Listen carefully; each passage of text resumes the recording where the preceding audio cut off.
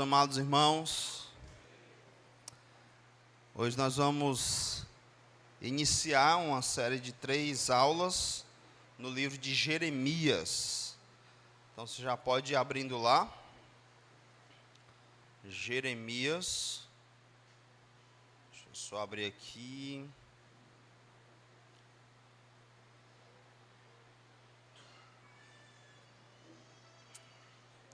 Lembrando que o intuito dessas aulas é aprender, digamos que é colocar uma curiosidade, né? Sobre o livro para você. A gente nem está com problema com o slide, mas logo será consertado, tá bom?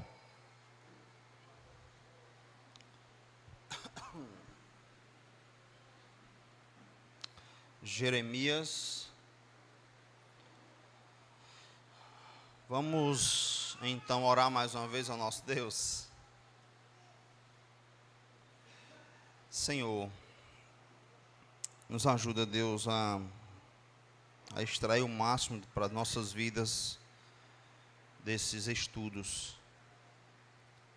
Que seja uma manhã memorável, onde o Teu Santo Espírito vai tocar na nossa alma, transformar nossa vida, restaurar, nos fazer ouvir do mais profundo do nosso ser a Tua voz.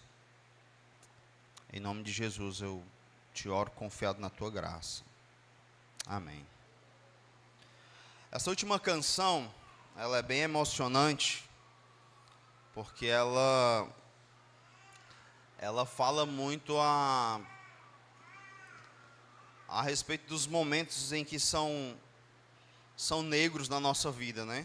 Em que a gente se afunda, em que a gente acha que a gente não vai conseguir sair daquela situação, e o Senhor sempre estende a mão, como Ele fez com Pedro, nos trazendo para respirar e nos fazendo andar sobre o mar que nos afogava. E ela, sem combinar com o Felipe, mas ela vai falar muito a respeito desse livro, do livro de Jeremias. Então é algo realmente surpreendente. A outra coisa que eu quero dizer antes de começar a aula, é que Deus, Ele parece ter um padrão de se comunicar com o seu povo. Explico. Parece-me, na minha trajetória cristã, que algumas vezes Deus, soberanamente, Ele dirige os estudos para um tema dentro de uma comunidade. Então, aqui na igreja já aconteceu isso várias vezes. E dessa vez, está me chamando muita atenção.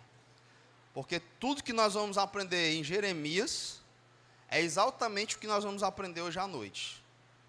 E eu não planejei isso. Jeremias já era para ter sido ensinado, mas devido a alguns outros compromissos, a gente trocou. Então, o pastor Vladimir deu aula domingo passado, era para ele dar... Deu não, né? Mas foi Lamentações. A aula de Lamentações de Jeremias era para ser depois do livro de Jeremias.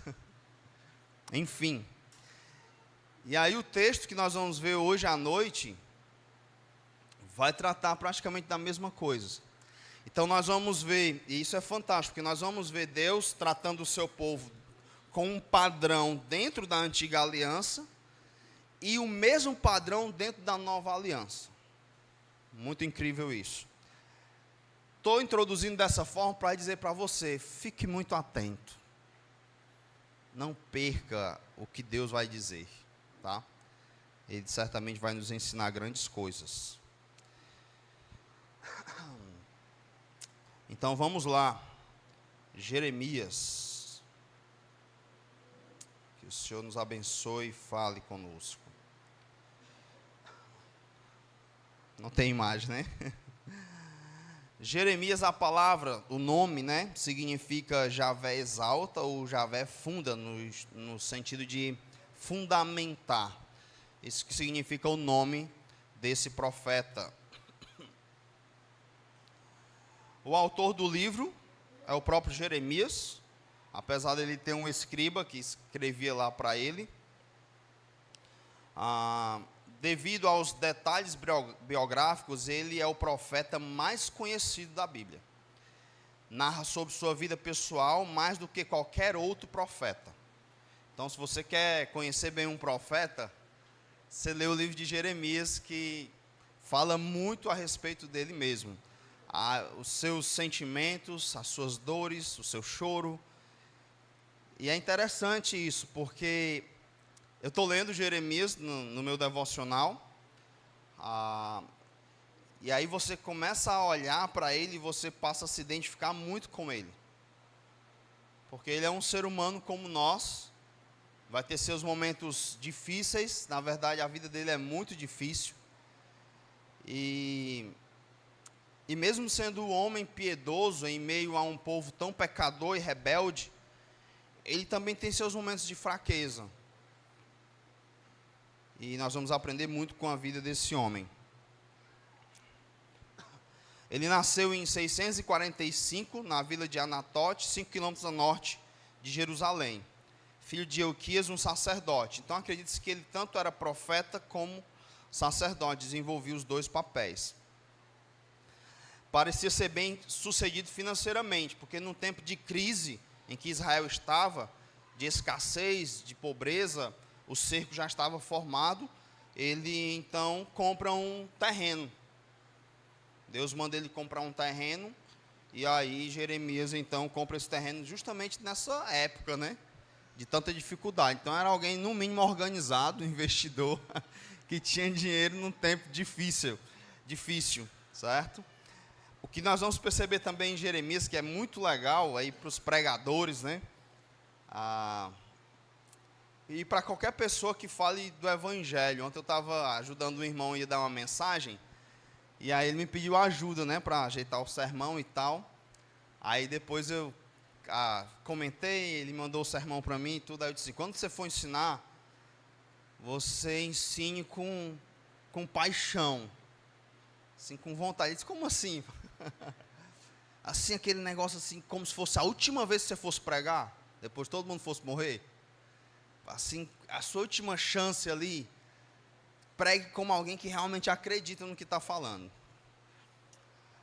E Deus vai fazer muito isso com Jeremias. Como é que Deus faz com Jeremias para ele pregar com paixão? Alguém tem uma dica aí? Vamos aprender os padrões de Deus, né? Como é que Deus age? Alguém quer dar um chute? Não? Sabe aquela oração que você faz assim, que parece que Deus está ali, aquela oração, se é que eu posso chamar de fervorosa ou de intensa? É diferente? Geralmente ela acontece quando algo está mexendo conosco, não é assim? É desse jeito. Pois é. Deus, ele faz Jeremias fazer coisas, e aí Jeremias vai e faz. No momento não faz nenhum sentido, tá? Por exemplo, Jeremias vai lá e compra um terreno. E como assim?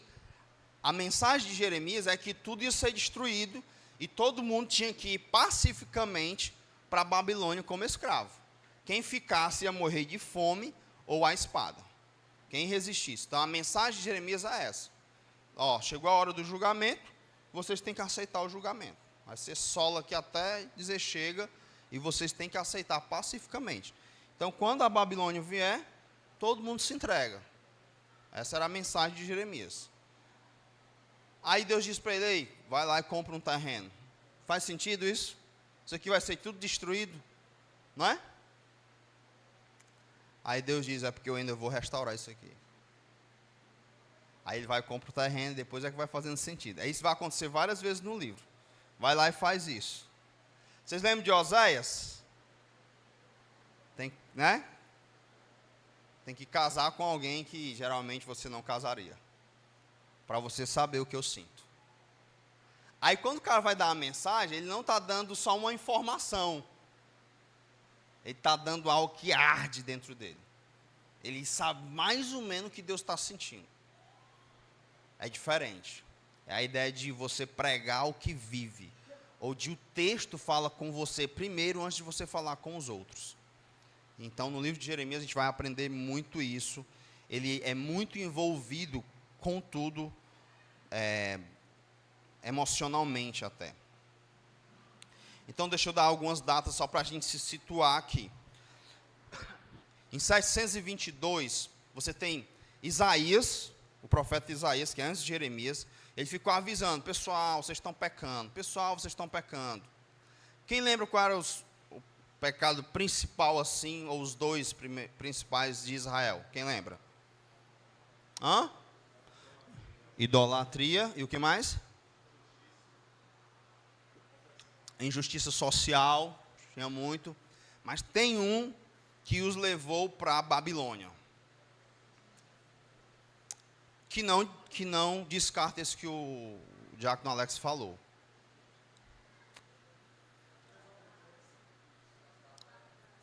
É o descanso da terra. Então, durante 490 anos, eles desobedeceram esse mandamento. Era o ano sabático. Então, a cada 7 anos, eles não podiam plantar, nem nada. A terra tinha que ter o seu descanso. Para isso, exige o quê? Confiança em Deus. Não é não? Um ano sem plantar. Tem que confiar muito em rapaz, será que vai dar certo esse negócio? Passar um ano assim. É igual a gente às vezes se envolve tanto com o trabalho, né? Aí para guardar o dia do Senhor, tem pelo menos um dia na semana para descansar, desligar, se concentrar só em adorar a Deus. A gente fica, será, rapaz? Não tem isso aqui para resolver. Se eu não resolver, ninguém resolve e por aí vai. Então o povo, ele desobedeceu esse mandamento e Deus mandava os profetas de madrugada avisar: rapaz, se arrependam, não vão por aí não, não vão por aí não. Aí chegou a hora que Deus parou. A terra agora vai ter o seu descanso. Para isso eu vou levar vocês. E aí 490 dividido por 7 dá exatamente 70 anos. Vocês estão devendo 70 anos. Então é o tempo que vocês vão passar lá na Babilônia como escravos. E aí Jeremias vai narrar isso já na parte final do livro, porque que eles estão lá, tá? Aí Isaías avisou, nada. Então vem o reino do norte, a Síria, e deporta o reino do norte. Lembra que tinham as 10 tribos, né? E as 2 do sul lá. E aí, 645, você tem o nascimento de Jeremias. Lá ainda está todo mundo em Jerusalém, Judá ainda está lá, só o reino do norte que foi escravizado, mas tem o reino do sul.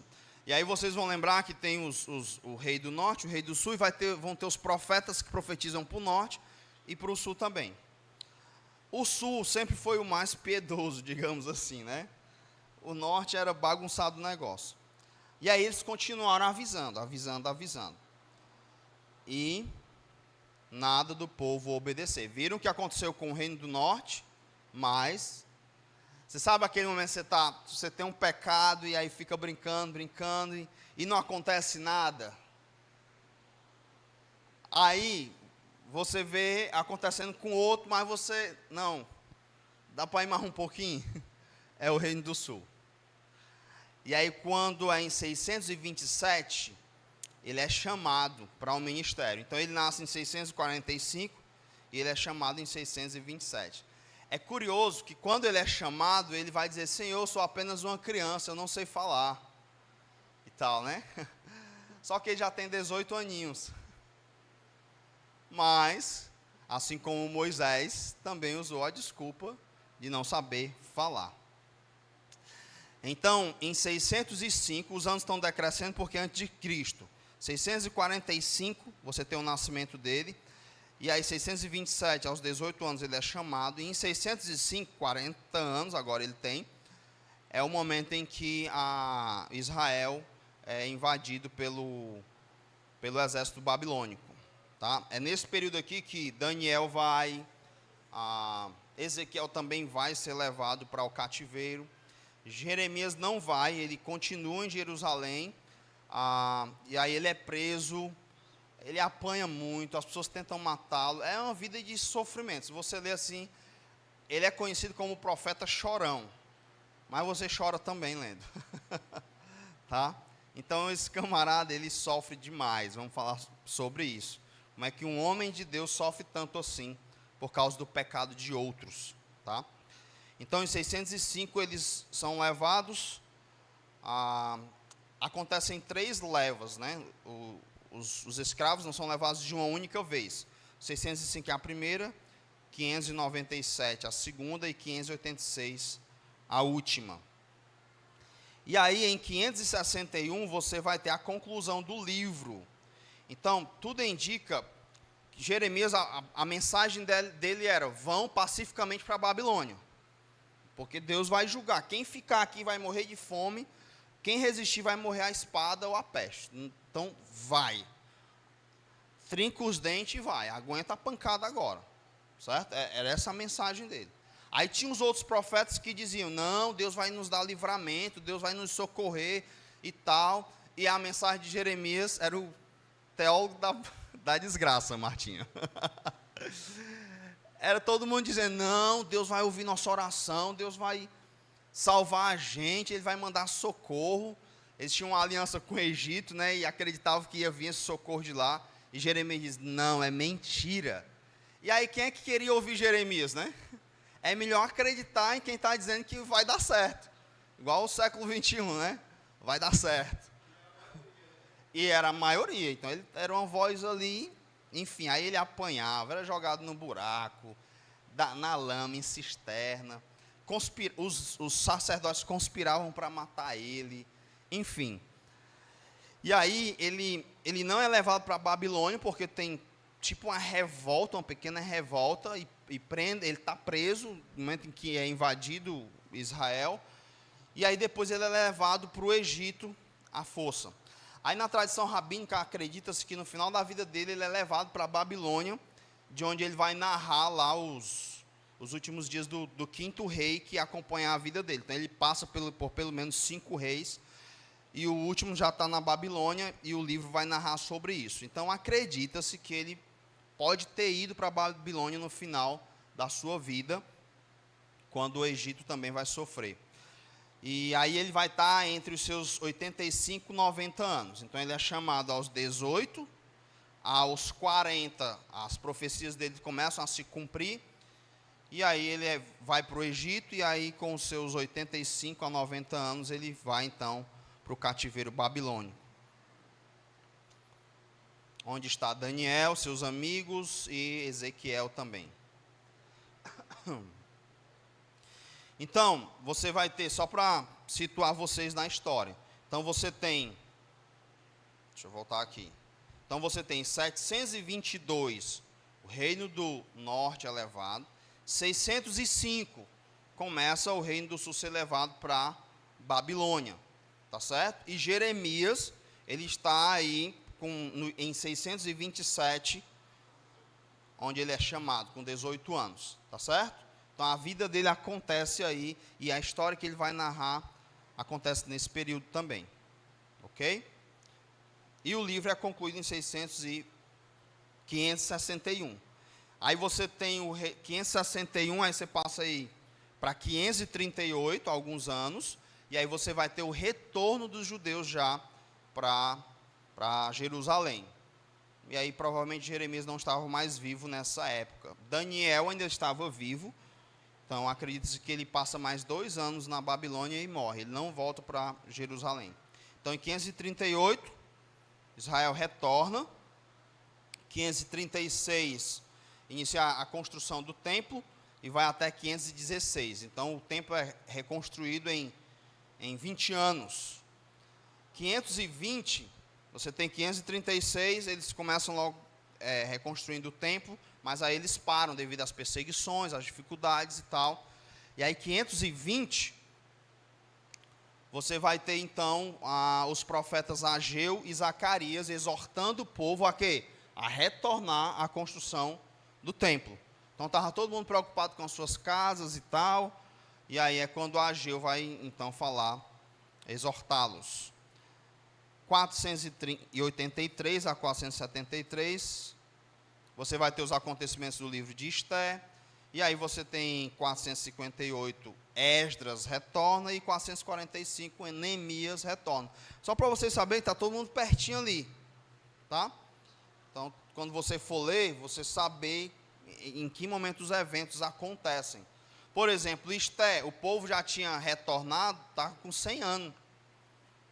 E aí vai ter toda aquela perseguição e tudo, que eu acredito que era Deus julgando o seu próprio povo, que deveria ter voltado e não voltaram, devido a toda a calamidade que estava Israel. O livro de Jeremias, ele não é cronológico, então, se você for tentar encaixar os eventos cronologicamente, vai dificultar na sua cabeça. Parece que ele é mais temático. Ele vai narrar um período que vai de 627 até 561. Passa por 5 reis. O primeiro rei é Josias, que era amigo dele ali no início do seu ministério, seu chamado. Josias era um rei piedoso, muito piedoso. Fez reformas políticas para mudar o povo, tirou alguns postes ídolos e tudo mais, mas, contudo, o povo não mudou. Então, o rei até que tentou, mas o povo estava endurecido no seu pecado. Aí depois vem outros reis que não temiam a Deus. Joacás, Joaquim, que é o que está reinando no momento em que a Babilônia entra lá em 605, tem Joaquim e tem Zedequias. O povo vivia um período de grande idolatria, né? Como eu falei, Josias até que tentou. Qual o propósito do livro? Vamos chegar aqui às informações mais importantes da aula. Qual é o propósito do livro?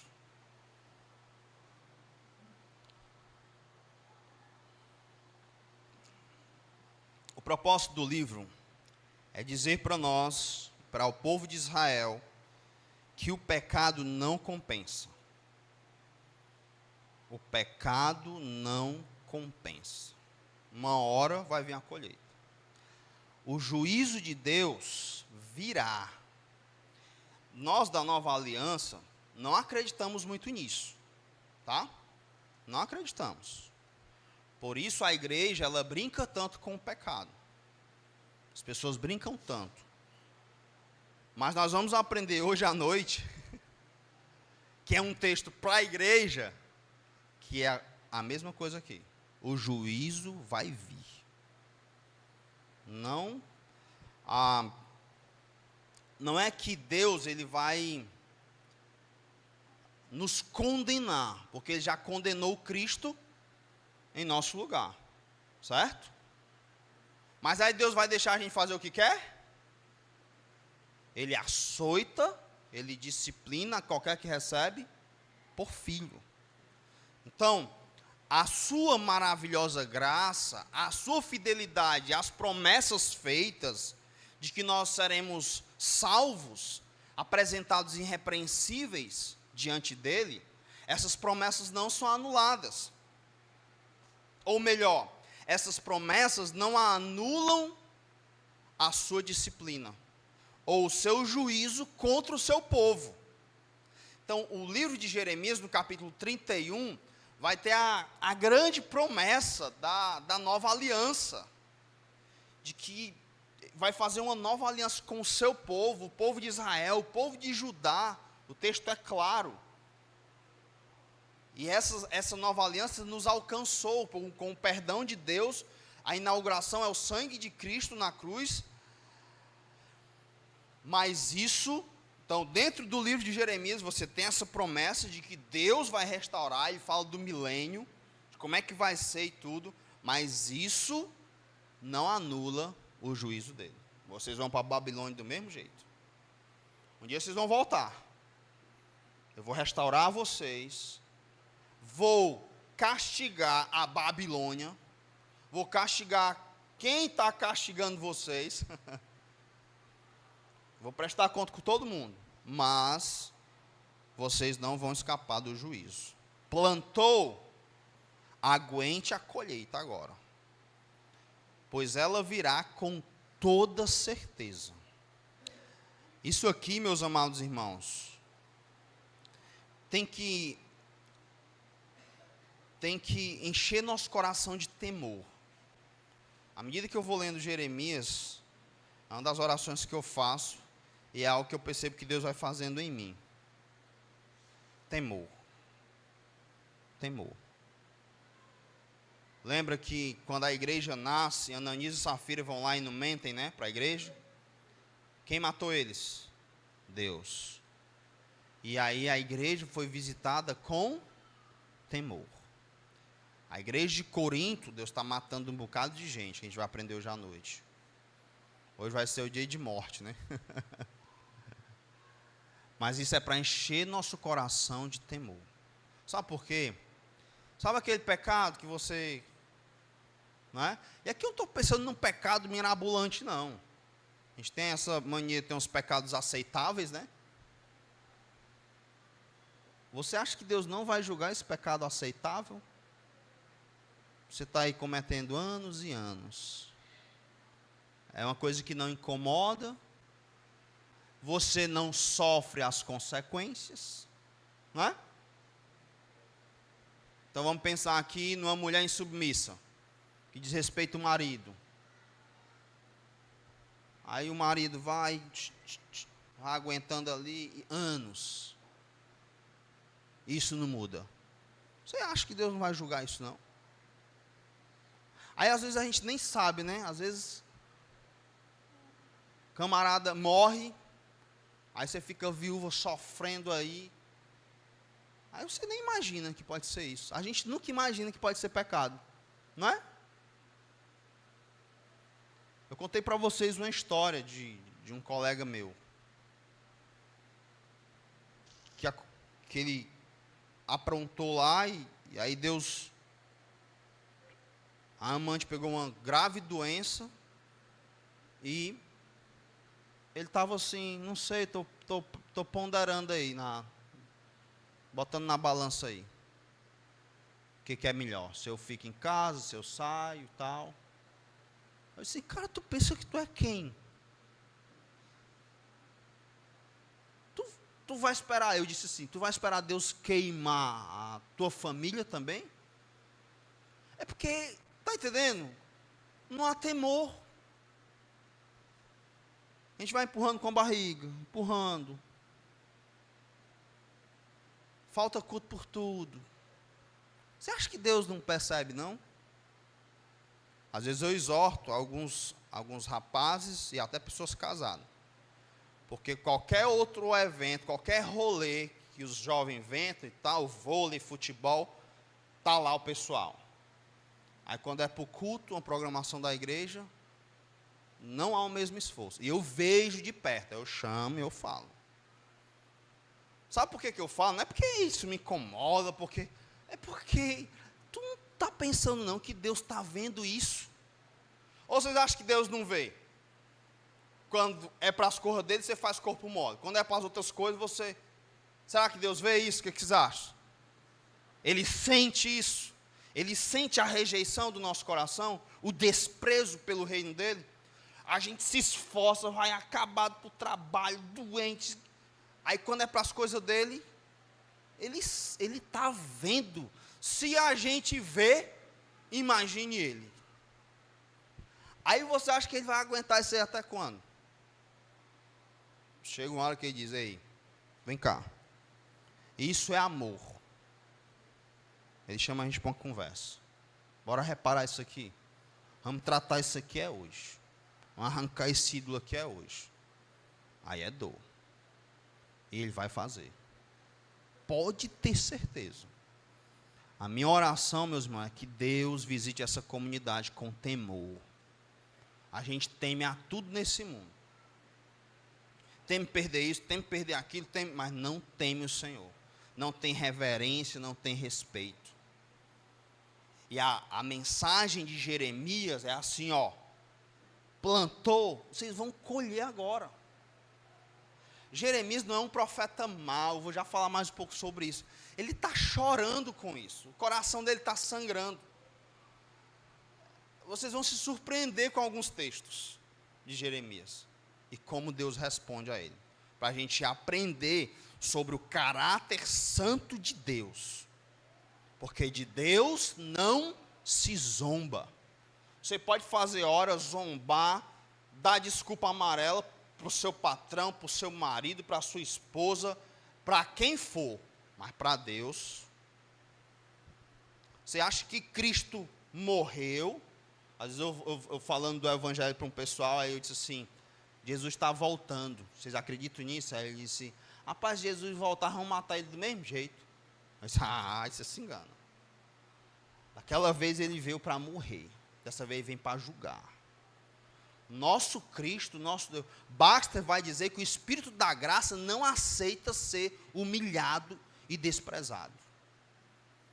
Cristo é o Senhor, é o Rei, é o leão que ruge. A gente tem que vir aqui para adorar o nosso grande Rei, não tratar ele como um qualquer. Se tem uma coisa que eu aprendi no meu ministério, que eu cometi muito erro nisso, e mudei nos últimos tempos, vendo textos como esse, livros como esse, é não adular mais a crente. Eu não adulo. Se é um crente fraco, eu carrego ele nas costas. Mas crente cheio de mimimi, que quer atenção, que fica fazendo joguinho, eu não adulo. Pastor, estou pensando em sair da igreja. Pastor, ano que vem eu não vou mais servir em nada. Pois faz o seguinte, essa é a minha resposta, tá? Eu já falei para alguns. Chegar em casa, tu conta para o teu Senhor. Diz lá para Ele. Dizer para mim é fácil. Vai dizer para aquele que sustenta a tua vida, que derramou o sangue por ti. Chega para Ele e diz. Dá lá as tuas razões para ver se Ele aceita. Diz para Ele, olha, esse ano que vem, não vou te servir em nada.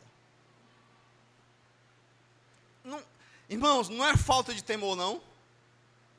Você acha que Deus aceita isso? Ele me salvou para isso. A gente estava cantando, tu és o meu dono, a minha razão. Nessa hora eu comecei a chorar. Porque Ele me comprou com sangue, o miserável como eu. Ele tem todo o direito da minha vida. Quando eu olho para o ministério de Jeremias, eu fico com dó dele. Eu disse, como é que esse cara nasceu nesse tempo? Tudo na hora errada na vida dele. Você olha para o sofrimento dele. Aí o Espírito Santo vem e me lembra. Deus é o dono dele. Deus é o dono dele. Ele é o dono do mundo, do universo. E Ele usa quem quer, como Ele quer, na hora que Ele quer. E se o ministério desse homem era só sofrimento, Deus o trouxe à vida para ele sofrer. Ele tem direito? Tem. Porque Ele deu o fôlego da vida para ele. Se revelou a ele. E ele tem todo o direito.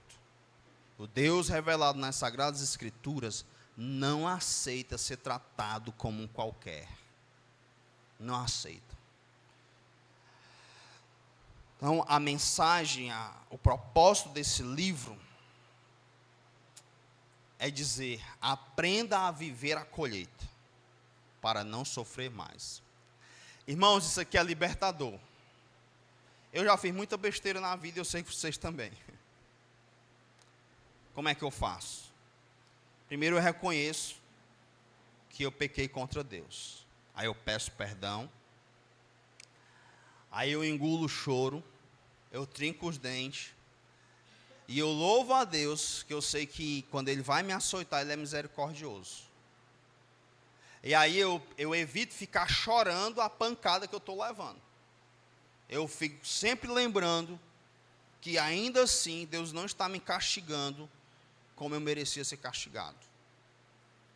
Está leve. Como Neemias, se não me falha a memória, vai falar o Esdras. Deus não nos julga segundo as nossas transgressões. E aí nós vamos ter que aguentar a pancada. E leva um tempo. Aí o lance é, olha a dica aqui. Você plantou e plantou. 3 coisas ruins. Você vai colher e colher 3 coisas ruins. É mais ou menos assim a matemática. Quando você está colhendo, aguente e não plante mais coisa ruim. Porque senão você vai colher mais. Então sempre diga assim, aguenta agora, vai, e durante a colheita, não planta mais coisa ruim.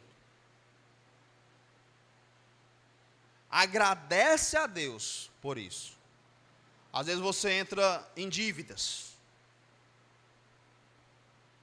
99,% dos cristãos que entram em dívidas não é por falta de salário. Sabiam disso? Não é porque você perdeu o emprego e aí a coisa desandou. Não, é porque você vive num padrão de 3x quando você ganha 1x. Aí você vai se endividar mesmo. Aí o que você tem que fazer? Está dando mau testemunho, é se arrepender, pagar o preço, cortar os cartões, deixar de sair, por causa da honra de Deus. Aí, e agradeça a Deus, porque você tem um emprego, tem saúde e ainda consegue trabalhar e para sair dessa situação. Mas geralmente ninguém faz isso. É difícil a pessoa fazer isso. E aí continua nesse ciclo terrível de desonra para o nome de Deus. Aí você acha que uma hora Deus não vai chamar você e dizer, ei, vamos parar esse negócio? Tá bom. Está desonrando o meu nome direto. Estou sendo envergonhado por causa de você. Trazendo má fama para o evangelho. Parou. Vamos prestar conta agora. E aí vem os açoites do Senhor. Dentro desses açoites, tanto aqui como na nova aliança, envolve muita doença e morte. Tá? Doença e morte. Só que é raro a gente ver alguém morrendo, né, como cristão, por causa do juízo de Deus. Não, não é raro. A gente só não afirma, a gente só não reconhece isso, até porque é difícil fazer esse julgamento. Mas isso não é raro. Aqui mesmo na igreja eu já vi pelo menos 2 casos desses. Deus ceifar a vida. Sem sombra de dúvida, foi juízo de Deus. Tá? Aprenda a viver a colheita para não sofrer mais. Então, aguenta. Viu? Não fica choramingando, reclamando com Deus, deixando de vir à igreja porque está desanimado. Não, aí é que você tem que ir mesmo. Antigamente, quando o crente sofria, ele corria para os pés do Senhor. Não era assim? Até a gente dizia, você só procura Deus quando está na peia, né? Era a pregação do momento. Agora, os crentes, mesmo no sofrimento, faz se afastar mais do Senhor. Aí morre. Não, está doendo, é porque eu tenho que buscar o Senhor. Mas sabe por quê, irmãos?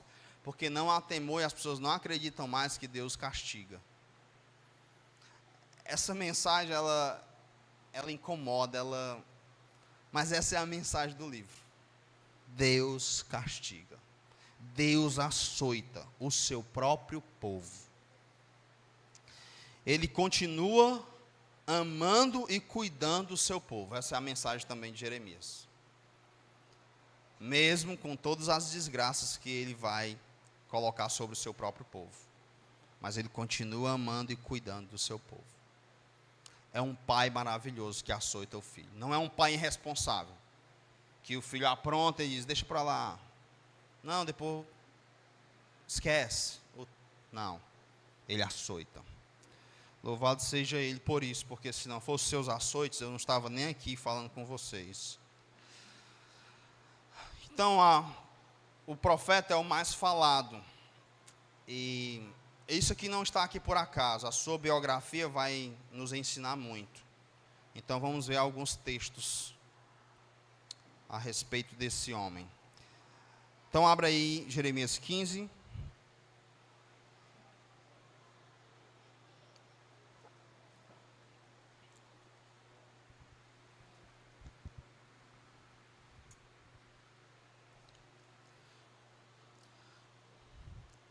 Jeremias nunca casou. Interessante isso aqui. Por que ele nunca casou?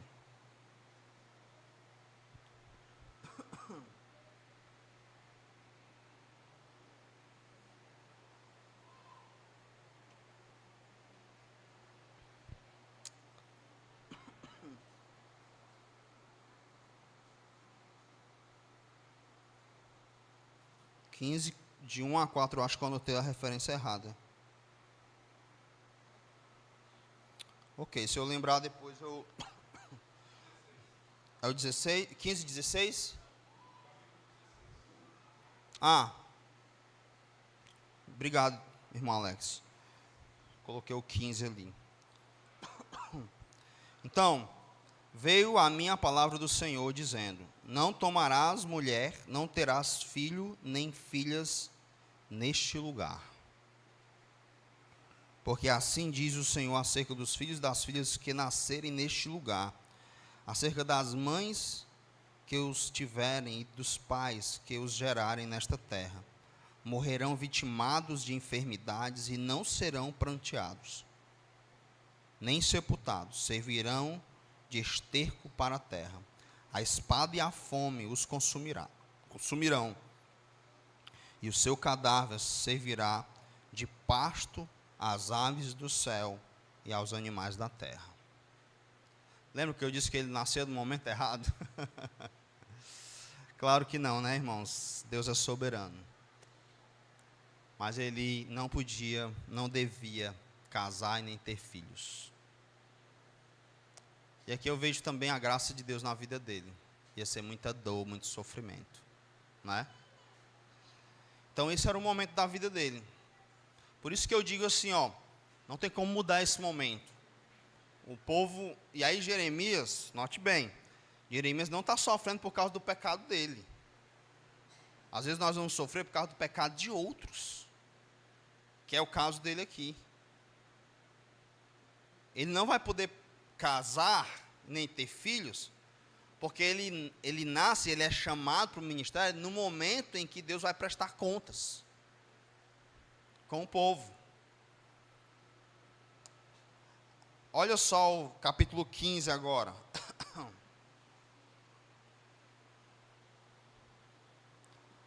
Capítulo 15 diz assim: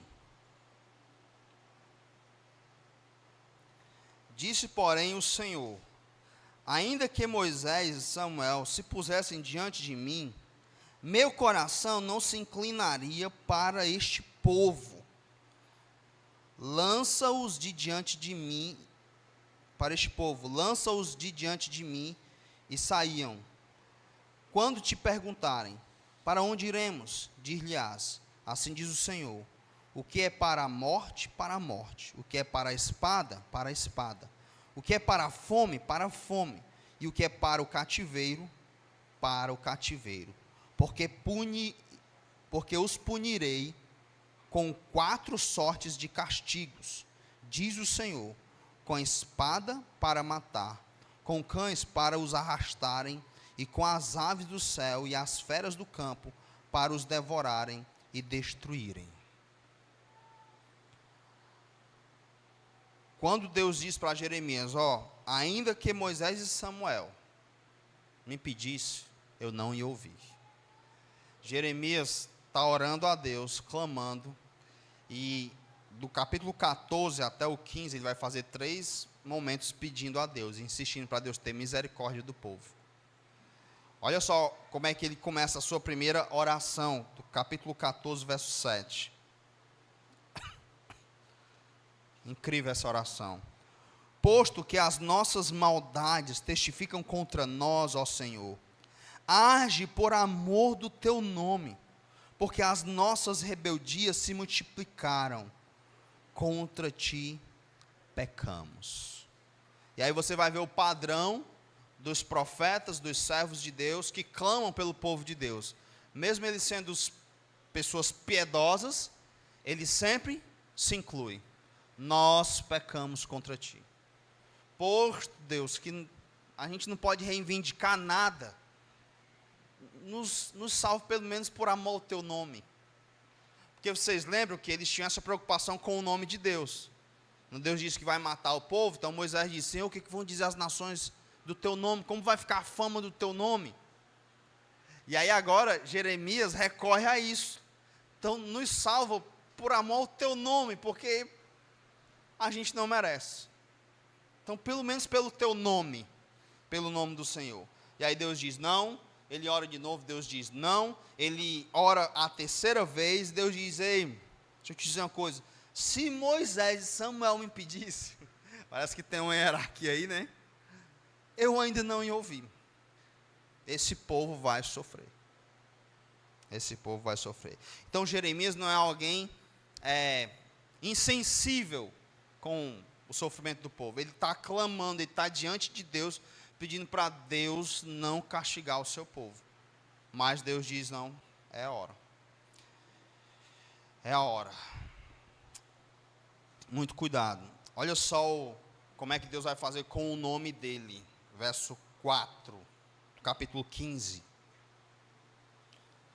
Entregá-los-ei para que seja um espetáculo horrendo para todos os reinos da terra, por causa de Manassés, filho de Ezequias, rei de Judá, por tudo quanto fez em Jerusalém. Eles vão ser um espetáculo na terra. Olha agora o verso 17 do capítulo 34.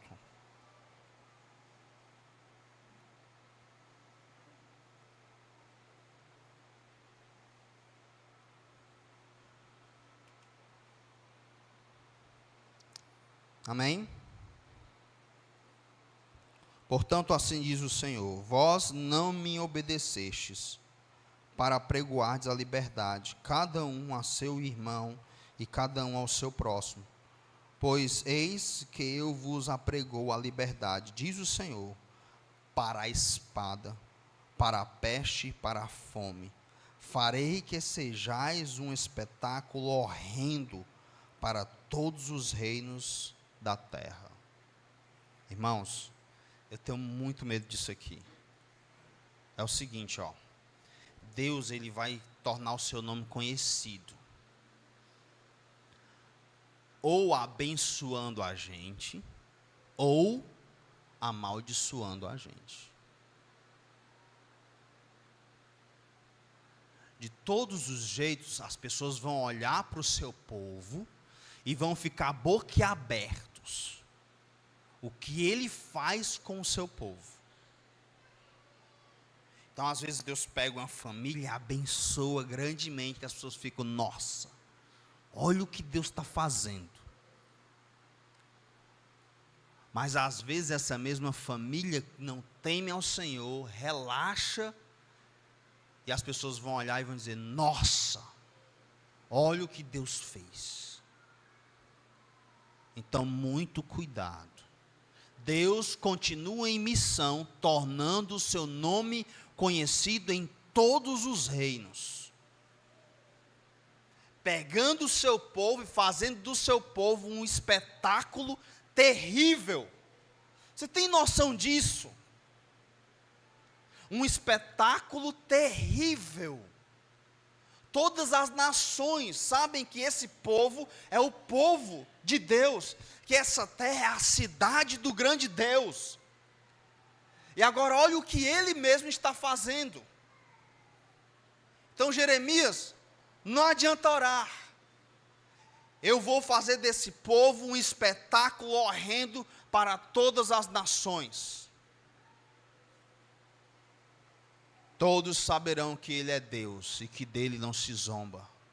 Nem o seu próprio povo pode zombar dele.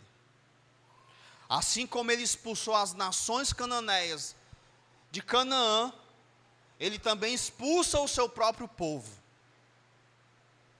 tornando assim o seu nome conhecido. É isso que esse livro quer nos ensinar. Encher nosso coração de temor, para que possamos aprender que não podemos brincar com o nosso Deus. Por quê? Porque Ele é Deus. Ele é o grande rei. Ele não precisa de mim nem de você. Então trate de mudar a sua vida, tratá-lo como um grande Deus. Não, você não pode faltar ao culto por qualquer coisa. Venha se arrastando, por quê? Porque se trata dele. Se trata do culto a ele. As outras coisas podem esperar, podem ser adiadas, mas a ele não. Nós não podemos tratá-lo assim. Ah, irmãos, a gente dá cada desculpa, né? Deixa eu dizer uma desculpa que é muito comum. Vir à igreja, para a grande maioria que mora longe, são várias pessoas que dão essa desculpa. Às vezes gera custo. Servir o Senhor de uma forma geral gera custo. Não é? Por exemplo, os irmãos que vêm lá de Fortaleza, os irmãos vêm de Uber. Tem que gastar. Não é assim?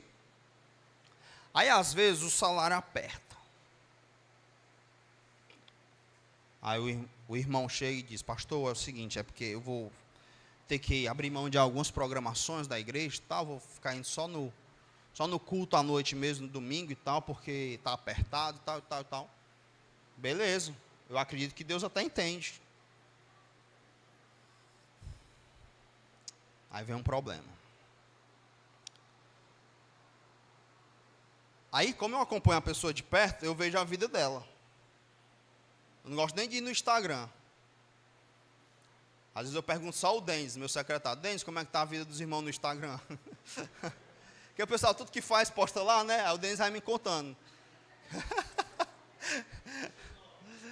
É que como eu não acompanho o Instagram, né? Aí eu não tenho muita paciência de ir lá olhar. Aí eu digo, Denis, como é que tá? Ele olha muito o Instagram. Brincadeiras à parte. A pessoa, ela abriu mão de ser edificada. Às vezes é o homem que toma essa decisão de trazer sua família, seus filhos. Mas sabe o que é interessante? É que ele abriu mão só disso. Isso dói na alma. Isso é um desrespeito que eu sinto vontade de gritar agora.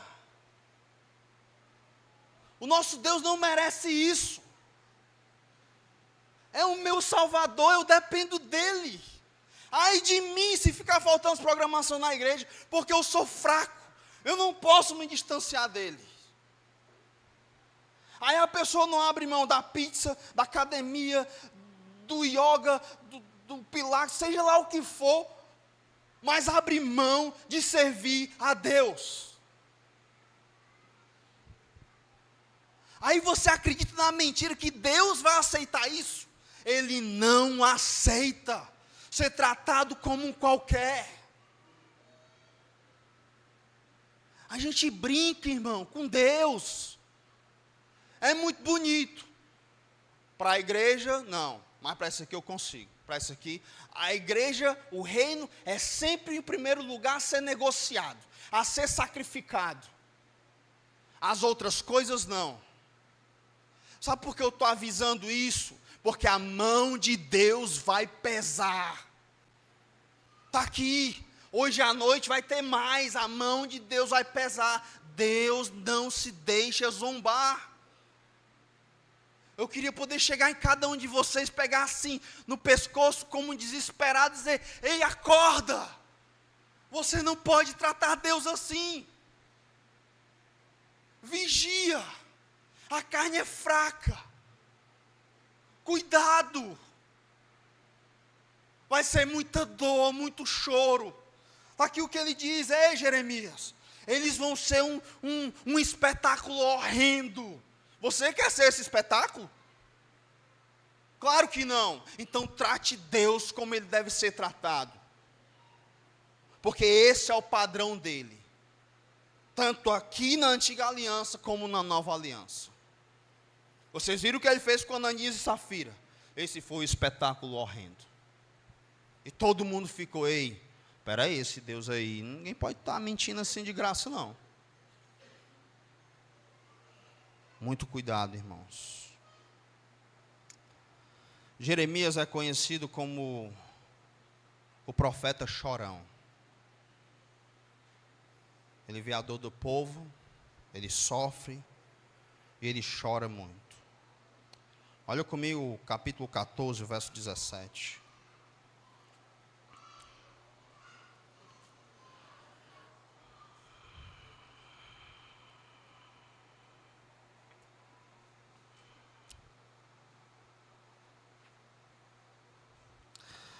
Portanto, lhes dirás esta palavra: Jeremias falando a respeito de si mesmo.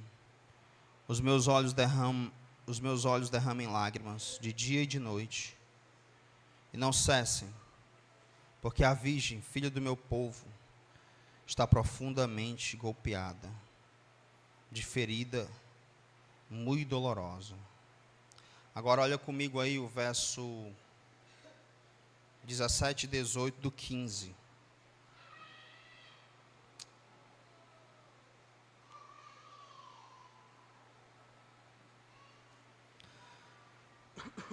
Diz assim: cadê?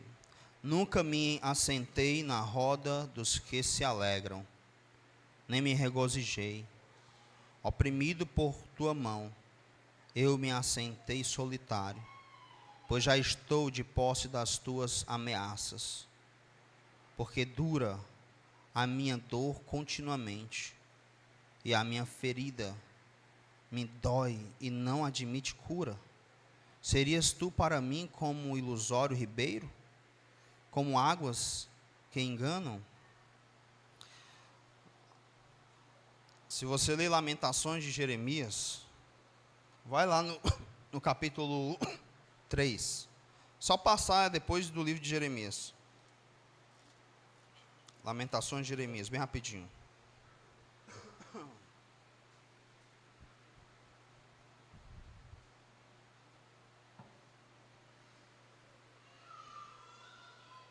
Amém? Eu sou o homem que viu a aflição, pela vara do furor de Deus. Ele me levou e me fez andar em trevas e não na luz. Deveras ele volveu contra mim a mão, de contínuo todo dia. Fez envelhecer a minha carne, a minha pele, despedaçou os meus ossos. Edificou contra mim e me cercou de veneno e de dor. Fez-me habitar em lugares tenebrosos, como os que estão mortos para sempre. Cercou-me de um muro, e já não posso sair. Agravou-me com grilhões de bronze. Ainda quando clamo e grito, ele não admite a minha oração. Fechou os meus caminhos com pedras lavradas. Fez tortuosas as minhas veredas. Fez-me como urso à espreita, um leão de emboscada. Desviou os meus caminhos e me fez em pedaços. Deixou-me assolado. Entesou o seu arco e me pôs como alvo à flecha. Fez que me entrassem no coração as flechas da sua aljava. Fui feito objeto de escárnio para todo o meu povo, e a sua canção todo dia. Fartou-me de amargura, saciou-me de absinto.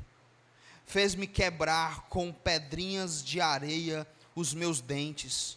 Cobriu-me de cinza, afastou a paz da minha alma, esqueci-me do bem.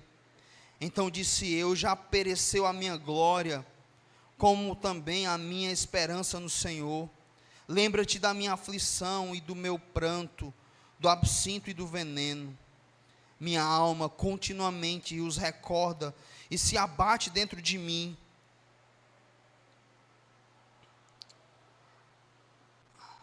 Isso aqui era o que Deus estava fazendo a um homem piedoso. O que me impressiona em tudo isso é que ele continua servindo a Deus nessas condições. E às vezes nós, em condições tão favoráveis, não servimos. Será que nós serviríamos a Deus nessas condições? Esse homem viu um cenário de guerra. Ele viu as mães combinando: ei, quando teu filho morrer primeiro, a gente come ele. Fome, peste, doenças. Mas ele não só assistiu como um espectador, não. Ele assistia enquanto era espancado. Ele assistia enquanto as pessoas tentavam matá-lo. E era essa a mensagem que ele tinha que dar. Deus vai descer a mão sobre vocês. Deus vai julgar vocês, aceitem isso. Se vocês não aceitarem, vai ser pior. Então, às vezes, o crente, ele peca, sofre desse tantinho, ele já se rebela contra Deus. como se Deus é quem tivesse pecado contra ele. É um negócio louco, a cristandade do século XXI. R.C. Sproul estava num debate, e aí começaram a fazer perguntas. Por que Deus faz assim? Por que ele foi consumido com uma ira santa ali? Aquele senhor calmo e tranquilo, um grande teólogo, ele diz: e vocês pensam que Deus é quem? Aí a gente acha que pode tratar Deus assim. Olha só o que ele fez com esse homem. Jeremias, ele vai chorar com razão, sofrendo por causa do pecado dos outros. Deus chama esse homem para o ministério de dor. O meu ministério, o ministério do pastor Vladimir e pastor Sandro.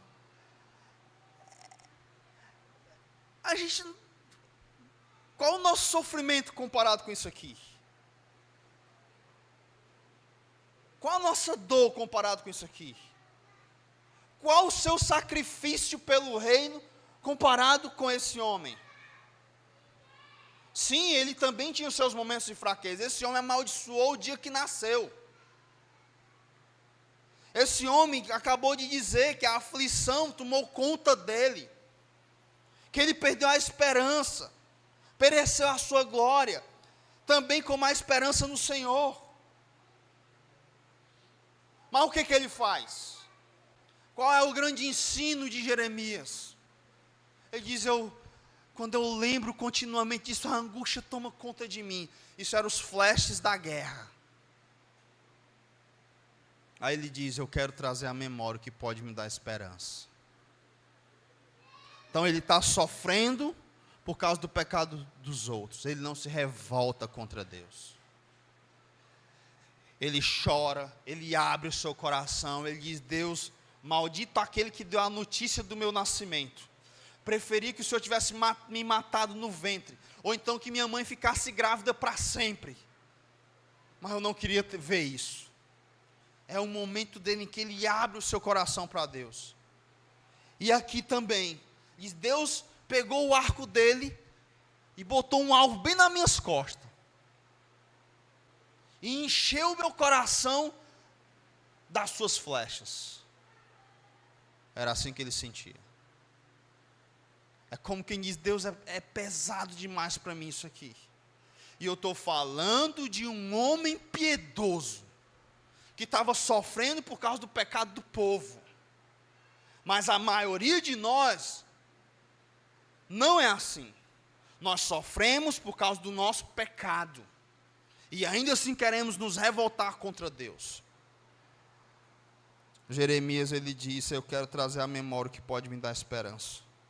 Aí sabe o que dá esperança a ele? O que ele vai trazer à memória? As misericórdias do Senhor são a causa de não sermos consumidos, porque as suas misericórdias não têm fim, elas se renovam a cada manhã. A minha porção é o Senhor, diz a minha alma, portanto esperarei nele. Bom é o Senhor para os que esperam por Ele, para a alma que o busca. Bom é aguardar a salvação do Senhor, e isso em silêncio. Aleluia, meus irmãos. Glória a Deus. Em meio à dor, em meio sentindo umas flechas entrando no seu coração, esse homem angustiado, perplexo, desanimado, sem esperança de que Deus vai fazer alguma coisa. Ele começa a trazer a sua memória, ele tira essas coisas da sua mente, os flashes da guerra, o juízo de Deus sobre o seu povo, e ele traz à memória a misericórdia dele, a fidelidade dele, e ele consegue dizer 3 vezes: bom é o Senhor, bom é aguardar a salvação, bom é para o homem suportar o jugo da mocidade. Bom é o Senhor. Que Deus incrível nosso.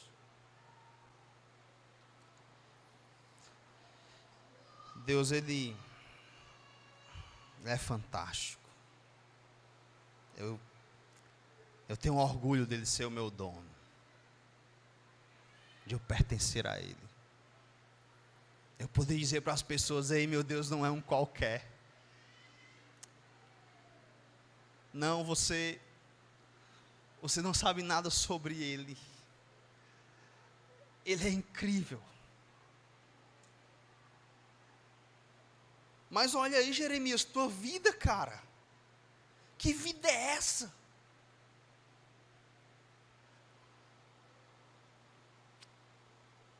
Mas o meu Deus, Ele é misericordioso. Ele é bom. É bom aguardar a salvação dEle. Eu imagino Jeremias aqui trincando os dentes e aguardando, uma hora vai passar. Mas ele faz isso na presença de Deus. E sim, ele abre seu coração. Ele diz para Deus: Deus, é isso que eu estou sentindo, ó. Eu estou me sentindo abandonado. Eu estou me sentindo esfaqueado pelo próprio Senhor. Mas eu sei que o Senhor é bom. Eu sei que a tua misericórdia é real. Que ela se renova cada manhã. E é por isso que eu não fui consumido ainda. Jeremias pode falar do seu Deus. Sim, ele tem seus momentos difíceis. Ele desanima. Interessante no capítulo 12, que ele desanima quando ele descobre que alguns sacerdotes estão conspirando para matá-lo. Ele diz: Senhor, o Senhor não vai julgar esse povo não? Estão aí querendo me matar. Me impressiona a resposta de Deus. É dizer: Jeremias, se tu está cansado correndo contra os homens, com os homens, imagine quando tu correr contra os cavalos. Aguenta, cara. Jeremias, até a tua família quer te matar, mano. Até a tua família está armando contra ti. Aguenta. Sabe o que é legal?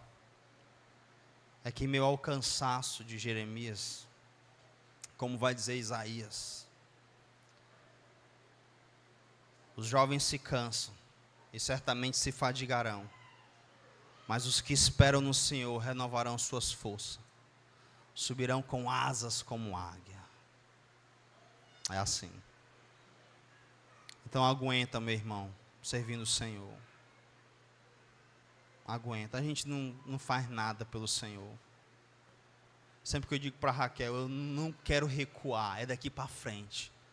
O que eu faço hoje é muito pouco para o Senhor. Eu quero ir mais, eu quero sofrer por Ele, me sacrificar pelo seu reino. Eu quero gastar a minha vida no seu reino.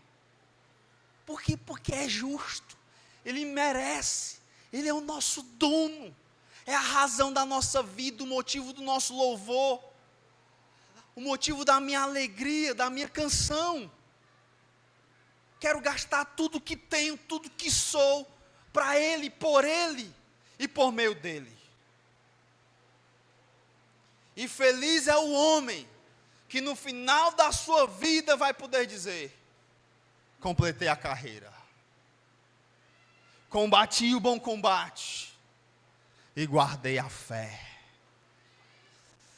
O Senhor me guiará para o seu reino celestial, onde Ele me aguarda. Ele é a minha porção, é a minha herança para sempre, ainda que eu venha a morrer. Que o Senhor nos ajude a aprendermos sobre o seu juízo, sobre a sua bondade, sobre a sua misericórdia. O livro vai ensinar como viver no meio do juízo. Vai ser fantástico que vamos aprender. Como trincar os dentes, servindo o Senhor. Amém? Vamos orar. Senhor, como a tua palavra é incrível. Só o Senhor para nos dar uma manhã tão maravilhosa. Tocar no que é eterno. Se emocionar com o que o Senhor está fazendo, ou com o que o Senhor fez há tanto tempo, registrado neste livro que tanto amamos. Obrigado, Deus. Obrigado por se revelar como um Deus soberano que não se deixa zombar. Esse é o nosso Deus.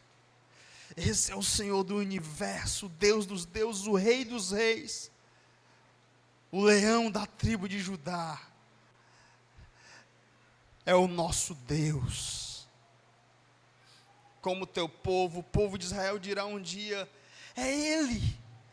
Era sobre Ele que falávamos. Nós também diremos, quando a trombeta soar, o céu se rasgar e o Senhor descer, nós gritaremos: lá vem o nosso grande Rei, o nosso único e suficiente Senhor e Salvador, a quem nós entregamos as nossas vidas, a quem tivemos a honra, o privilégio de servir. Obrigado por ter nos tornado teu povo. Como nós te amamos. Ó Deus, aqueles que estão vivendo no pecado, com coração frio para ti, tem misericórdia, Senhor. Não deixe eles continuarem assim, resgata-os, antes que o Senhor dê ultimato. Não faz de nós, dessa comunidade, um espetáculo horrendo, como o Senhor fez com Israel. Faz de nós um espetáculo belo para a tua glória. Visita cada coração aqui com teu Santo Espírito, nos enchendo de temor, nos enchendo de piedade, nos torna pessoas fascinadas por santidade, por obedecer a tua palavra, por amar a tua palavra, Deus.